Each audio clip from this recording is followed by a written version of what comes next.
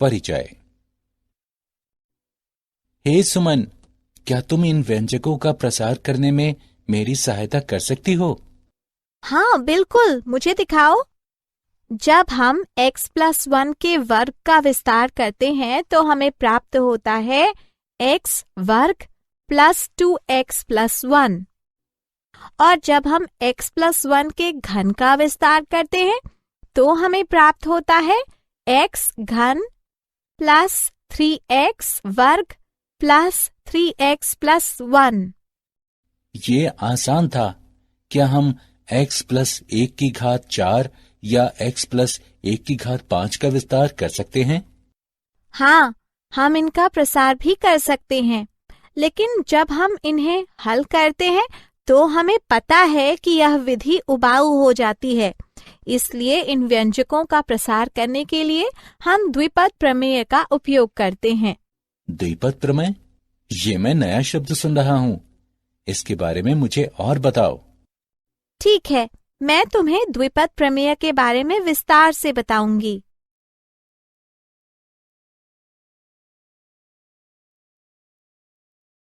उद्देश्य। इस पाठ के अंत में आप निम्न करने में सक्षम हो जाएंगे: द्विपद गुणांकों को लिखना, पास्कल के त्रिभुज को समझना, किसी धन पूर्णांक n के लिए द्विपद प्रमेय सीखना, द्विपद प्रसार के सामान्य पद को जानना, द्विपद प्रमेय के मध्य मत को लिखना।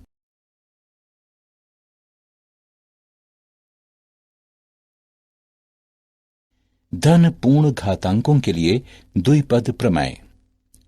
कोई द्विपद एक ऐसा बीज गणितीय व्यंजक होता है जिसमें दो पद होते हैं। उदाहरण के लिए x प्लस y। हम द्विपदों की गुणा करने जा रहे हैं।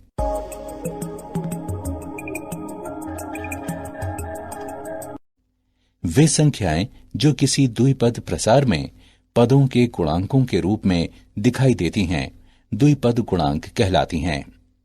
n और k गुणांक वाले द्विपद गुणांक को इस प्रकार लिखा जाता है: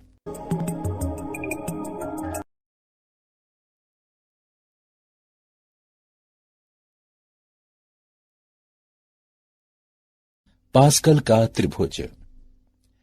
पास्कल का त्रिभुज सभी द्विपद गुणांकों को सूचीबद्ध करता है, जैसा कि नीचे चित्र में दिखाया गया है। x+1⁵ या केवल 1 के प्रसार में 0वीं पंक्ति गुणांक है। इसके आगे पहली पंक्ति से x+1⁵n के प्रसार में nवीं पंक्ति में n+1 गुणांक हैं। जैसा कि हम देख सकते हैं, पास्कल त्रिभुज में कुछ रोचक गुणधर्म हैं।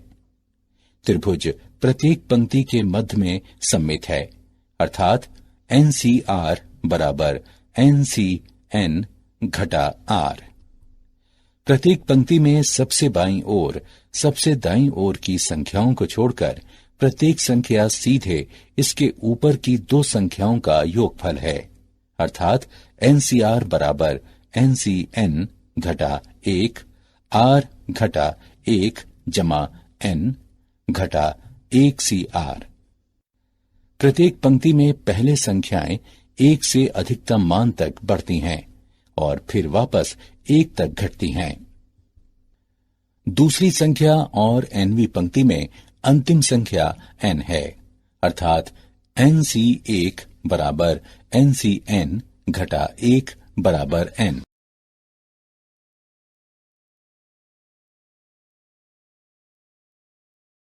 किसी भी धन पूर्णांक n के लिए द्विपद प्रमेय। वह सूत्र जिसके द्वारा किसी द्विपद प्रमेय में किसी धन पूर्ण घात को एक श्रेणी के रूप में विस्तारित किया जा सकता है, उसे द्विपद प्रमेय कहते हैं। यदि x और a वास्तविक संख्या हों तो अर्थात x जमा a की घात n बराबर योगफल r बराबर से n गुणा NCR गुणा x की घात n घटा r गुणा ए की घात आर। द्विपद प्रमेय को आगमन द्वारा सिद्ध किया जा सकता है।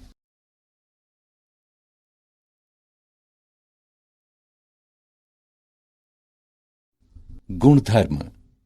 प्रसार में n जमा 1 पद हैं। प्रसार के किसी पद में x और y के घातांकों का योगफल n के बराबर होता है। द्विपद गुणांक आरंभ और अंत से समदूरस्थ हैं, क्योंकि NCR बराबर NCN घटा R। पद NCR गुणा x की घात n घटा R गुणा y की घात R प्रसार के शुरुआत से R जमा 1वां पद है। इसे सामान्यतः TR जमा 1 से निरूपित करते हैं और ये प्रसार का सामान्य पद कहलाता है। अंत से आरवां पद आरंभ से n घटा R जमा 2वें पद के बराबर है, अर्थात NCN घटा R जमा 1 गुणा x की घात R घटा 1 गुणा y की घात n घटा R जमा 1। x के स्वतंत्र पद में कोई x नहीं है, अतः R का वो मान ज्ञात करें जिसके लिए x का घातांक 0 हो।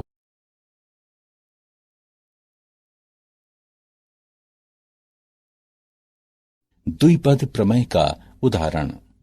उदाहरण a घटा x की घात n का प्रसार ज्ञात करें। हल। हम जानते हैं कि a जमा x की घात n बराबर a की घात n जमा n गुणा a की घात n घटा 1 गुणा x जमा n गुणा n घटा 1 बटे 2 फैक्टोरियल गुणा a की घात n घटा 2 गुणा x वर्ग और इसी प्रकार x की घात n तक। उपरोक्त प्रसार में x बराबर घटा x रखने पर हम प्राप्त करते हैं a की घात n घटा n गुणा a की घात n घटा 1 गुणा x जमा n गुणा n घटा 1 बटे 2 फैक्टोरियल गुणा a की घात n घटा 2 गुणा x वर्ग और इसी प्रकार घटा 1 की घात n गुणा x की घात n तक।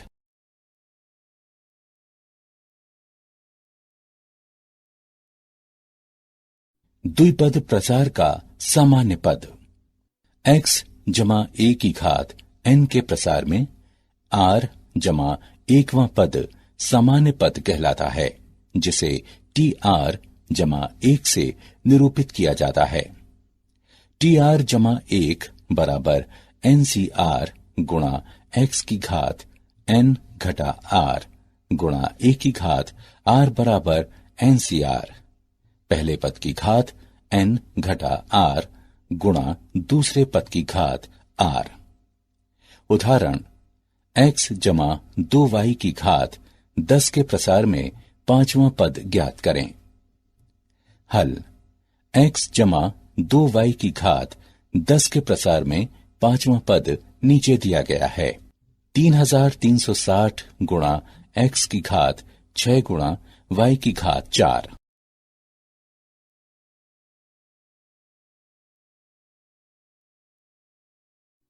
द्विपद प्रसार का मध्य पद। अब आइए द्विपद प्रमेय में मध्य पद ज्ञात करें। x जमा y की घात n। दो स्थितियां उत्पन्न होती हैं जो घातांक n पर निर्भर हैं। स्थिति 1, जब n विषम हो। द्विपद प्रमेय में दो मध्य हैं, n जमा 1 बटे 2वां पद और n जमा 1 बटे 2 जमा 1वां पद। स्थिति 2, जब n सम हो। जब द्विपद घातांक n सम होता है तो हम देख सकते हैं कि केवल एक ही मध्य पद होता है और ये tn बटे 2 जमा 1 है।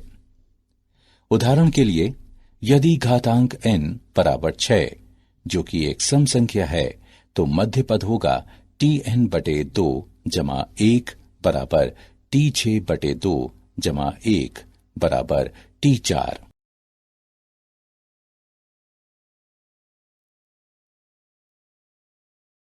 उदाहरण, x वर्ग जमा 3 की घात 6 का प्रसार करें।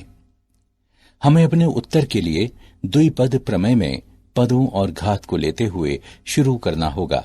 पहला पद x वर्ग है, दूसरा पद 3 है और घात जो कि n है 6 है। इसलिए 0 से 6 तक गिनने पर द्विपद प्रमेय से हमें प्राप्त होता है x वर्ग जमा 3 पूरे की घात 6 बराबर 6 c 0 गुणा x वर्ग की घात 6 गुणा 3 की घात 0 जमा 6c 1 गुणा x वर्ग की घात 5 गुणा 3 की घात 1 जमा 6c 2 गुणा x वर्ग की घात 4 गुणा 3 की घात 2 जमा 6c 3 गुणा x वर्ग की घात 3 गुणा 3 की घात 3 जमा 6 c 4 गुणा x वर्ग की घात 2 गुणा 3 की घात 4 जमा 6c 5 गुणा x वर्ग की घात 1 गुणा 3 की घात 5 जमा 6 c 6 गुणा x वर्ग की घात 0 गुणा 3 की घात 6।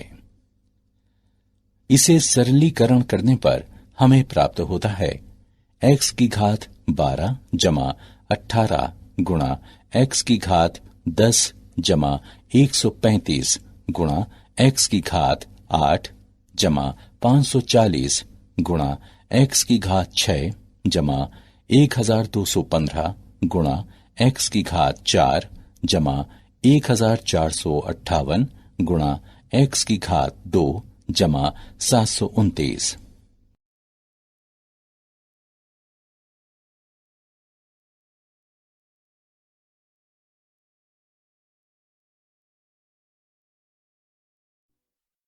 उदाहरण, 3x घटा 4 की घात 12 के प्रसार में पांचवां पद ज्ञात करें।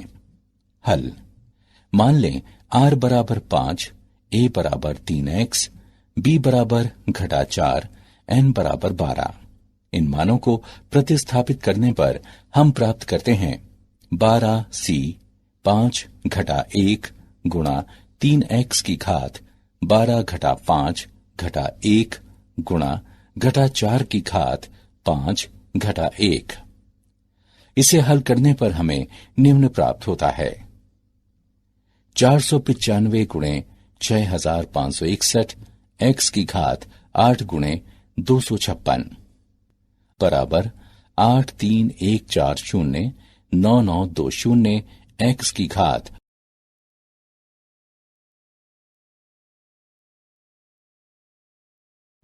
क्या आप जानते हैं पास्कल के त्रिभुज को मूलतः प्राचीन चीन द्वारा विकसित किया गया, लेकिन पास्कल पहला ऐसा व्यक्ति था जिसने इसमें शामिल सभी पैटर्नों के महत्व की खोज की।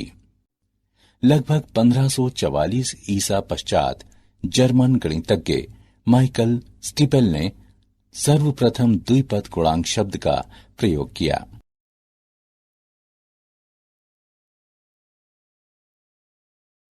सारांश, आइए हमने जो कुछ सीखा है उसे संक्षेप में दोहराएं। किसी धन पूर्णांक n के लिए एक द्विपद के प्रसार को द्विपद प्रमेय के द्वारा प्रदर्शित किया जाता है, जो है